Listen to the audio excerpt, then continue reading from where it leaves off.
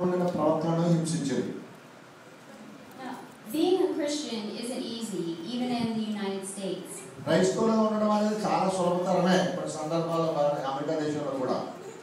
have friends who are atheists. They don't believe in any God.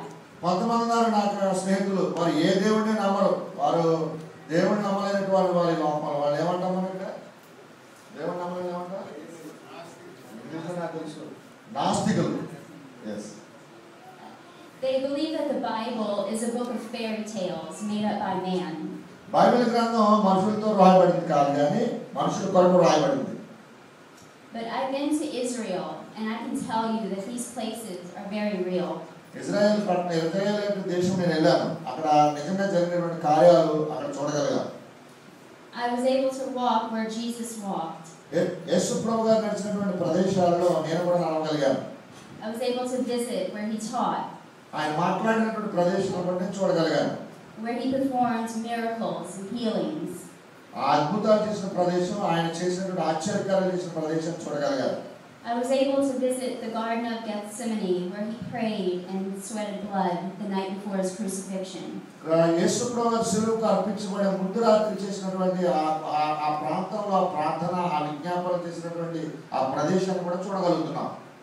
I was able to visit Calvary, Golgotha, which means place of the skull. Golgotha గిరి అనేటువంటిది Calvary ప్రాంతాన్ని కూడా మనం ఇప్పటికీ చూడగలుగుతున్నాం. Had risen on the third day. ఎందుకంటే మూడవ దినాన యేసు ప్రభువు గారు తిరిగి లేచిపోయాడు. And this is not made up by man. అది మనుషుల వల్ల జరిగేది కాదు అది sir. Now, being a Christian in India is much more difficult than I can imagine. నాకు తెలుసు భారతదేశంలో క్రైస్తవులు అవడం అనేది క్రైస్తవులు అవడం చాలా కష్టం. This is a country where many worship man-made gods and idols. ఎందుకంటే ఈ దేశంలో అనేకుని And that I need your forgiveness. నాయనా నువ్వు క్షమించాలని కోరుకుంటున్నాను. I believe that you died on the cross for my sins. నా పాపాల కొరకు నువ్వు శిలువ మీద మరణించావు తండ్రి. And that you were raised on the third day, bringing eternal life. మూడో దినాన్ని నాకు పరలోక రాజ్యం హక్కుదారం చేయడానికి తిరిగి లేచి ఉన్నావు. Forgive me of my sins and fill this void in my heart with your love. నీ ప్రేమతో నా హృదయాంతరంలో చేసిన ప్రతి పాపాన్ని శుద్ధి చేయండి. I want you to be the Savior and Lord of my life. నేను స్వీయ రక్షకుడి కింద నా జీవిత కాలం కూడా నీ యందు ఉండాలి ప్రభువా. And we pray this in the name of Jesus.